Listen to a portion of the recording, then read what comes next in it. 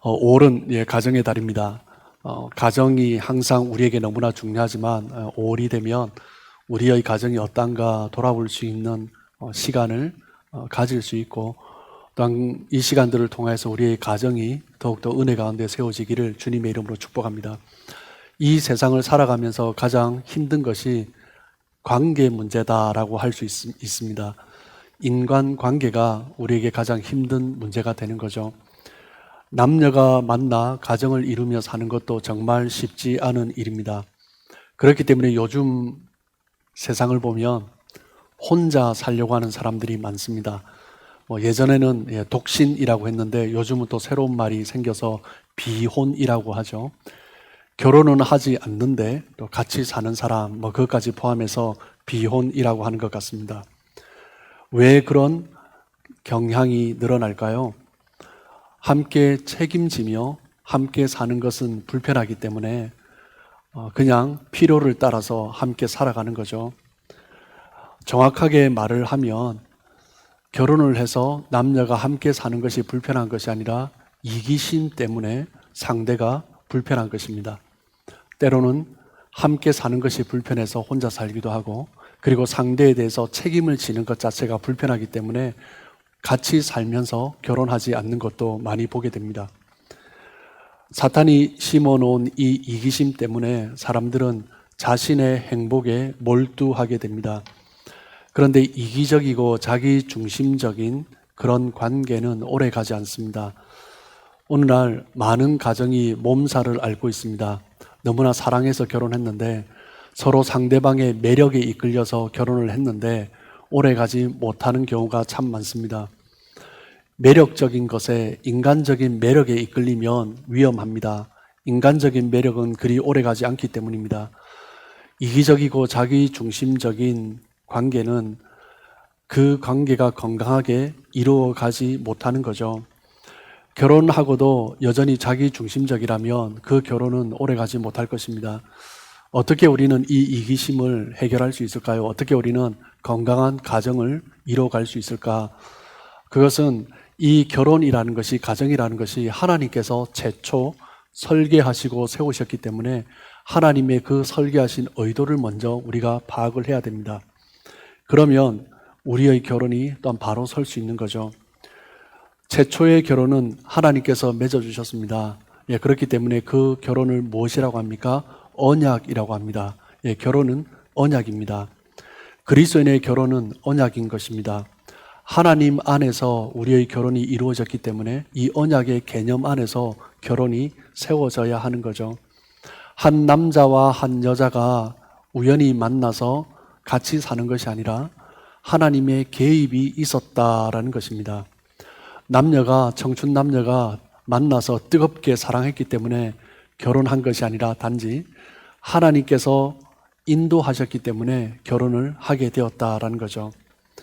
우리가 살아가는 수많은 일들 속에서 하나님이 개입하시지만 가장 중요한 개입 중에 하나가 바로 결혼입니다.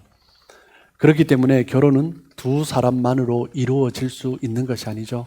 하나님께서 개입하셨기 때문에 하나님의 섭리 안에서, 하나님의 언약 안에서 이루어지는 것입니다. 결혼은 계약이 아니고 언약입니다. 여러분, 계약은 무엇입니까? 계약은 자기의 이익을 쫓아서 나의 목적 때문에 맺는 것입니다. 그런데 결혼을 어떤 사람들은 계약으로 하는 경우가 있습니다. 계약적 결혼, 동거문화, 그런 일들이 많이 일어나고 있습니다. 소위 계약 결혼은, 동거하는 것은 계약적 만남이 되는 것입니다. 조건적 만남이 되는 거죠. 결혼에 대한 부담은 지기 싫고 여러 가지 또 다른 이유 때문에, 목적 때문에 함께 살아가고 있는 것입니다. 여러분, 계약은 서로의 목적이 채워질 때까지만 유효한 것입니다. 그 목적이 이루어지지 않으면, 더 이상 그 목적이 나에게 채워지지 않으면 그 결혼은 언제든지 깨어질 수 있는 것입니다.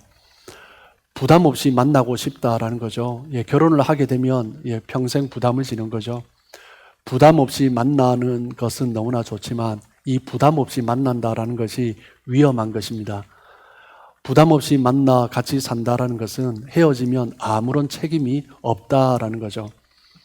일종의 소비자와 구매자의 만남도 동일한 것입니다. 동거는 어떻게 보면 서로를 이용하는 것이다 라고 할 수 있습니다. 여러분, 결혼은 결코 거래일 수가 없습니다. 결혼은 결코 계약일 수가 없습니다. 서로를 테스트해보고 좋으면, 맞으면 결혼한다. 그것은 하나님 안에서 특별히 그리스도인이 생각하는 결혼, 언약 안에서의 결혼에는 정말 이루어져서는 안 되는 형태인 것입니다. 마태복음 10장 9절입니다. 그러므로 하나님이 짝지어 주신 것을 사람이 나누지 못할지니라 하시더라. 이 결혼은 무엇입니까? 책임이다라는 거죠. 언약은 책임을 지는 것입니다. 결혼은 서로의 선택에 의해서 이루어지는 것 같이 보이지만 결혼은 하나님이 짝지어 주신 것입니다. 깨어질 수 있는 것이 계약이라고 하면 언약은 결코 깨어질 수 없는 것입니다. 결혼은 언약이죠. 하나님께서 맺어주신 언약, 언약은 끝까지 책임을 지는 것입니다. 결혼식이 매우 중요한 이유가 여기에 있습니다. 많은 하객들을 초청해서 결혼식을 올립니다. 그런데 그 하객들은 축하객이기도 하지만 우리 그리스도인의 결혼에서 중요한 의미는 무엇이냐면 그 하객은 증인이 되는 것입니다. 하나님과 증인들 앞에서 결혼 서약을 하는 거죠. 하나님과 여러 증인들 앞에서 평생 서로에 대해서 책임을 지면서 살아가겠다라는 공식적인 언약을 맺는 것입니다. 결혼 서약에서 매우 중요한 것은 하나님이 증인이 되신다라는 거죠. 그렇기 때문에 교회 안에서 목사의 주례로 결혼하는 것은 하나님께서 증인 되심을 드러내는 것입니다. 서약을 한 이후에 그 서약을 성실하게 지켜가야 합니다. 서약을 한다라는 것은 지금 서로 사랑하는가라는 것을 묻는 것이 아니라 앞으로 변함없이 어떤 상황에도 끝까지 책임지면서 서로 사랑하겠는가 그것을 묻는 것입니다. 그렇기 때문에 그 서약을 깨면, 그 언약을 깨면 증인들을 무시하는 것이고 하나님을 무시하는 행위가 되는 것입니다. 결혼의 언약을 서로 지켜가는 것은 감정이 아니라 책임입니다. 그렇기 때문에 결혼은 의지가 중요한 거죠. 결혼 생활에는 당연히 많은 대가가 지불됩니다. 다른 사람의 인생, 남녀가 그렇게 다른데 상대의 인생을 서로가 책임지는 것은 결코 쉽지 않은 것입니다. 고린도전서 7장 3절입니다. 남편은 그 아내에 대한 의무를 다하고 아내도 그 남편에게 그렇게 할지라. 서로에게 의무를 다하는 것입니다. 결혼 언약은 다른 말로 표현하면 서로에 대해 충성하는 것입니다. 언약을 함께 지켜가겠다, 서약을 함께 지켜가겠다라는 것을 충성 맹세하는 것입니다. 그것이 바로 결혼의 사랑, 결혼의 언약인 것입니다. 충성 없는 사랑은 진정한 사랑이 아닙니다. 충성은 성실한 거죠. 끝까지 책임지는 것입니다. 그것이 바로 언약이죠. 한순간 너무나 좋아서 뜨겁게 사랑하는 것은, 불타는 사랑을 하는 것은 누구나 쉽게 할 수 있습니다. 그런데 모든 것을 다 내어줄 것 같을지라도 그때는, 불같은 사랑을 할 때는 그 사람 없으면 안 될 것 같고 그라는 존재만으로도 너무나 좋은 것 같지만 불같은 사랑이 아니라 중요한 것은 변함없는 사랑이어야 한다라는 것입니다. 하나님과 우리와의 관계도 마찬가지입니다. 하나님은 우리를 언약 안에서 부르셨습니다. 언약 안에서 부르셨다라는 것은 하나님께서 우리의 하나님으로, 아버지로 그 약속을 신실히 지켜가시겠다라는 것입니다. 우리의 모양이 어떠하든지 우리의 모습이 어떠하든지 그것에 관계없이 하나님은 신실하게 그 언약을 지켜가는 거죠. 그렇기 때문에 하나님의 백성된 우리 또한 그 언약을 함께 받고 그 언약을 지켜가기로 결단하는 것입니다. 결혼은 충성이 필요합니다. 지속적인 충성이 필요합니다. 결혼한 부부가 서로에게 충성한다라는 것은 때로는 마음에 들지 않아도, 때로는 나의 사랑하는 감정이 식어도 끝까지 사랑하는 행위를 지속하겠다라는 것입니다. 남편이 지난날 속 썩여도 아침이 되면 또 식사를 차려주는 것이 결혼입니다. 아내가 남편이 원하지 않는 행동을 해도 카드를 마구 긁어도 남편은 그래도 그 다음 날이 되면 또 돈을 벌어야 합니다. 그것이 결혼입니다. 자녀들이 말을 듣지 않아도 때로는 성적이 신통치 않아도 그 아들, 딸을 끝까지 책임지고 양육하는 것이 가정입니다. 언약은 무엇입니까? 내가 원하는 대로 되지 않아도 조건이 맞지 않아도 끝까지 충성하는 것이 언약인 것입니다. 결혼은 하나님께서 맺어주신 그 언약 안에서 이루어지는 것입니다. 하나님과 그의 백성들의 관계처럼 배우자 서로의 관계는, 그리고 자녀들과의 관계는 언약적 개념 안에서 변함없이 서로 충성하면서 책임지는 것입니다. 그리고 두 번째, 결혼은 여행이다라고 할 수 있습니다. 결혼은 길고 긴 여행입니다. 서로가 함께 만나서 서로가 충성하며 서로를 책임지며 사랑하며 살아가는 것은 쉽지 않습니다. 아름다운 가정을 이루겠다라는 꿈을 꾸고 시작했지만 서로에 대해서 책임지지 못하고 산산조각 나는 경우가 있습니다. 어떤 사람들은 결혼을 하면서, 젊은 남녀가 결혼을 하면서 결혼을 꿈꿉니다. 어떤 꿈을 꿉니까? 마치 신혼여행처럼 휴양지에서 즐기는 그런 삶이 결혼일 것이다 라고 생각합니다. 그렇지 않습니다. 결혼은 높은 산을 오르는 등산과 같은 것입니다. 협곡을 만날 때도 있고 길을 잃고 조난을 당할 때도 있습니다. 전도서 4장 10절입니다. 혹시 그들이 넘어지면 하나가 그 동물을 붙들어 일으키려니와 홀로 있어 넘어지고 붙들어 일으킬 자가 없는 자에게는 화가 있으리라. 우리 인생은 긴 여행입니다. 그렇기 때문에 동반자가 필요한 거죠.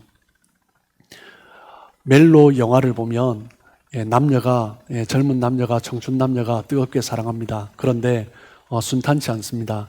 여러 어려움들을 지냅니다. 그러다가 결국 그 모든 어려움들을 다 이겨내고 아름다운 결혼식을 맺으며 대부분 영화가 결론을 맺게 됩니다. 멜로 영화의 초점은 결혼식입니다. 그것이 결론이죠. 그런데 결혼은 그렇지 않습니다. 결혼은 시작입니다. 결혼에서부터 다시 시작하는 것입니다. 현실은 결혼이 끝이 아니라 새로운 시작입니다. 결혼은 수많은 협곡과 수많은 봉우리를 계속 지나가는 등산과 같은 것입니다. 누군가를 알려고 하면 그 사람과 긴 여행을 해보면 된다라고 말을 합니다. 오랜 시간 함께 먹고 함께 자고 함께 생활하면서 그 사람을 비로소 알 수 있는 것입니다. 함께 오랜 시간을 지내다 보면 서로의 약점을 보게 됩니다. 죄성이 가득한 인간들의 특징은 무엇입니까?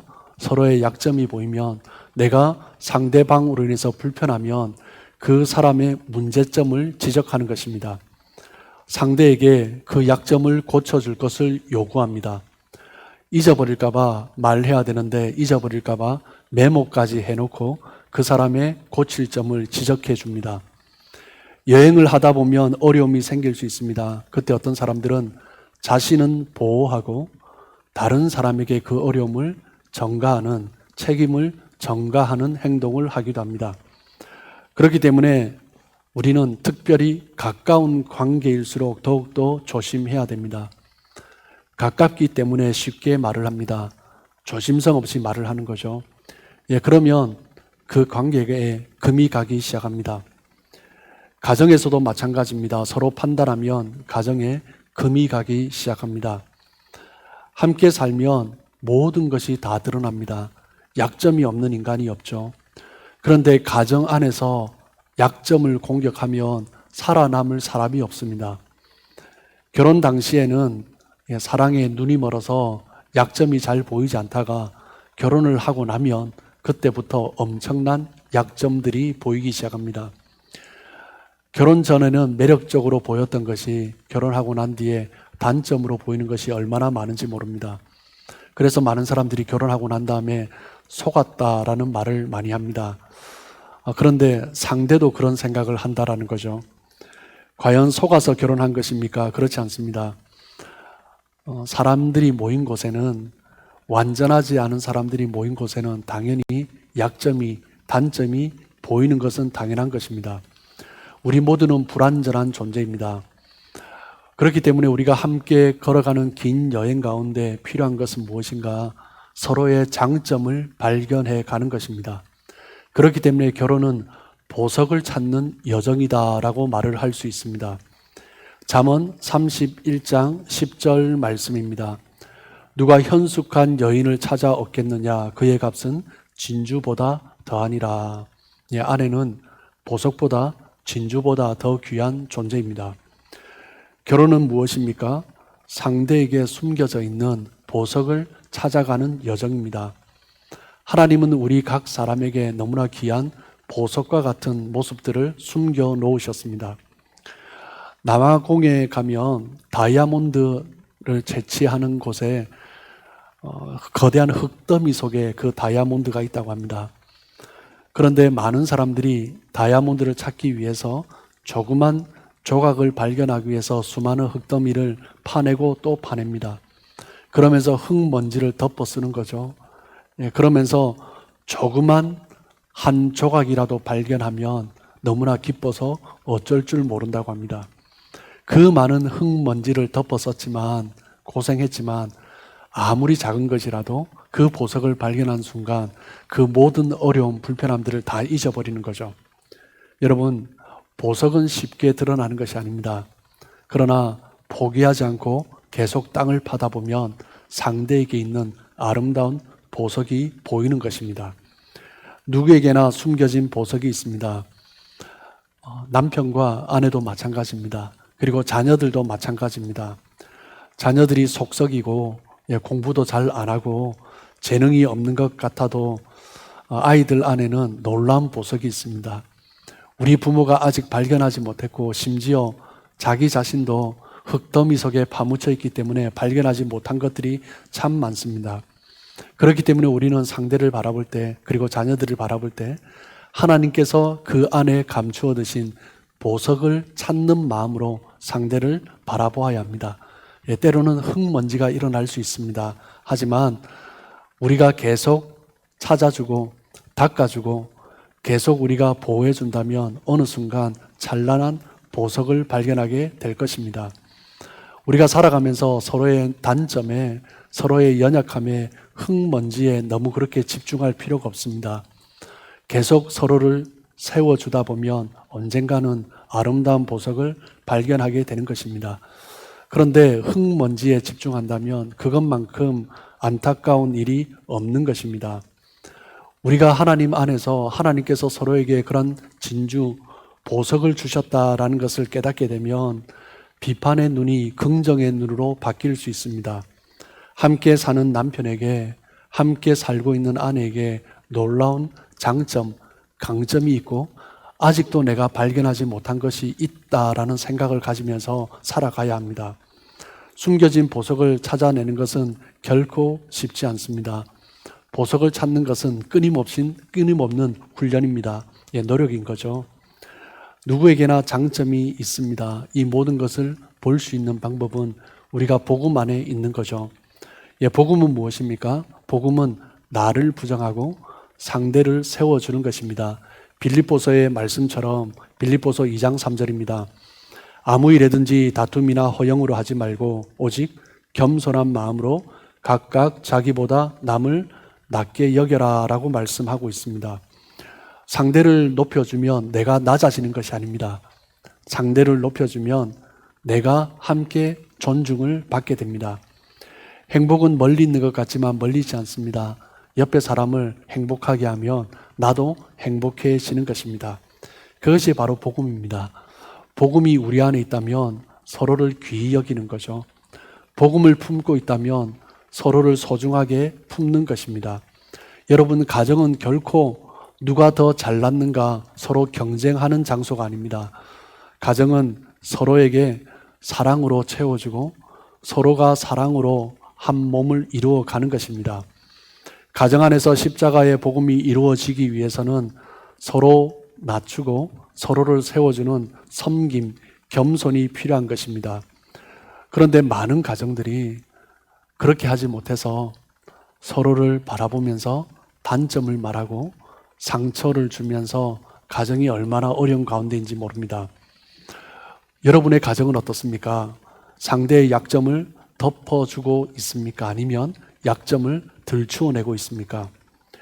아담의 후예들은 끊임없이 상대의 약점을 공격합니다. 상대에게 지지 않기 위해서 가능한 상대의 더 많은 약점을 이야기하고 상대의 실수를 확보하려고 합니다. 상처가 많은 관계는 그만큼 서로에 관한 판단과 정죄로 가득 차 있는 것입니다. 우리 그리스도인들은 십자가를 통해서 우리가 얼마나 사랑을 받았는가, 용서를 받았는가, 그것을 경험한 사람들입니다. 그 십자가의 복음이 나에게 있는 것처럼 우리 가정에도 드러나야 하는 거죠. 서로를 바라보면서 사랑 안에서 서로의 장점을 바라보아야 합니다. 주님께서 그 사람을 사랑하셨기 때문에 상대 안에 있는, 주님께서 내 안에 있는 보석을 보고 사랑해 주셨듯이 상대에 있는 그 보석을 함께 발견할 수 있어야 하는 것입니다. 우리의 본성을 그대로 두면 우리도 모르게 비난이 터져 나옵니다. 의도적으로 우리는 더욱더 상대의 장점을 보기 위해서, 보석을 찾기 위해서 노력하고 훈련해 가야 하는 것입니다. 그런 의미에서 결혼은 자기 자신을 변화시켜가는 훈련입니다. 그리스도인의 결혼은 훈련입니다. 마가복음 10장 7절 8절 말씀을 보시면, 이러므로 사람이 그 부모를 떠나서 그 둘이 한 몸이 될지니라. 이러한즉 이제 둘이 아니요 한 몸이니. 여러분, 어떻게 두 사람이 한 몸이 될 수 있습니까? 결코 쉽지 않습니다. 남녀는 너무나 많은 차이점이 있는데 어떻게 하나가 될 수 있습니까?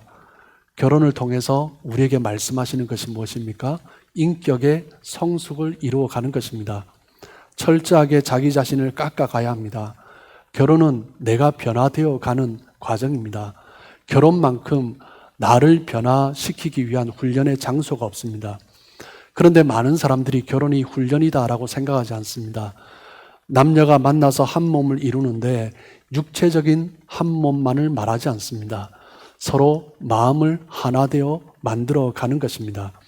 함께 하나 되기 위해서 상대에게 어떤 말을 할 것인가, 어떻게 표현할 것인가, 그것을 더욱더 노력해야 합니다. 남녀의 의사소통 방법이 다릅니다. 너무 다릅니다. 상대가 이해할 수 있는 말을 해야 됩니다. 특별히 남자들에게는 구체적으로 말을 해줘야 합니다. 구체적인 말이 필요하죠. 명료하게 말을 해줘야 됩니다. 남자들의 특징은 여자들의 마음을 잘 모릅니다. 여자들은 남자가 그게 어디 있지 하면 바로 찾아내는데, 여자가 남자에게 여보 그거 어디 있어요 하면 도무지 뭔지 잘 모릅니다. 남자들은 구체적으로 말을 해줘야 됩니다. 남자들은 여자들의 마음을 잘 읽지 못합니다. 계속 눈치를 주고 사인을 보내지만 이해하지 못하는 그런 남편이 아내들은 잘 이해하지 못합니다. 그렇기 때문에 괜히 남편을 시험할 필요가 없습니다. 원래 남편들은 그런 걸 잘 이해하지 못합니다. 그렇기 때문에 남자들한테는 분명하게 말을 해줘야 됩니다. 귀에 대고 정확하게 말을 해줘야 됩니다. TV 드라마를 보면서 여주인공이 입은 옷을 보면서 저 참 예쁘다라고 말을 하면 남자들은 여배우가 예쁘니 옷도 예쁘지라고 생각합니다. 여자들이 애매하게 돌려서 말을 하면 그런 옷을 갖고 싶어 한다라는 것을 남자들은 이해하지 못합니다. 여자들은 남자들에게 구체적인 말을 해줘야 남자들은 알아듣게 되는 것입니다. 부부가 함께 노력해야 될 것이 있습니다. 서로가 알아들을 수 있는 말로 표현해 주는 것이 필요합니다. 그리고 함께 노력해야 될 것 중에 하나는 비난과 책망이 아닌 칭찬의 말을 하는 것입니다. 잠언 15장 4절 말씀을 보시면, 온순한 혀는 곧 생명나무지만 패역한 혀는 마음을 상하게 하느니라 라고 말씀합니다. 온순한 혀는 무엇을 의미합니까? 칭찬하고 격려하고 품어주는 것입니다. 온순한 말은 사람을 살립니다. 여러분, 결코 비난과 책망으로 사람이 변하지 않습니다. 율법으로 사람이 바뀌지 않습니다. 단점을 열심히 지적한다고 사람은 변하지 않습니다. 사람은 사랑으로 변합니다. 칭찬으로 변합니다. 격려, 사랑의 말로 서서히 변해가는 것입니다.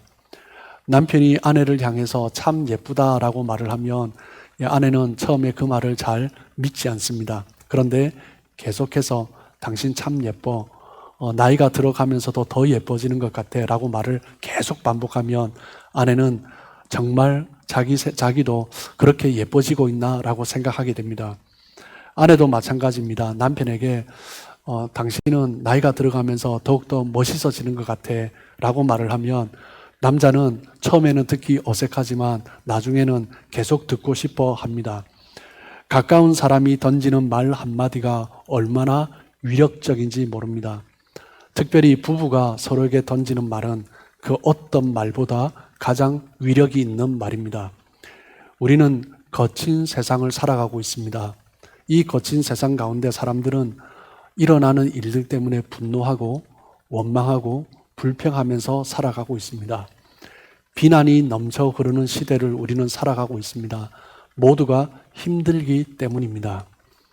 비난하는 말 한마디는 가슴 깊숙하게 찔러 옵니다.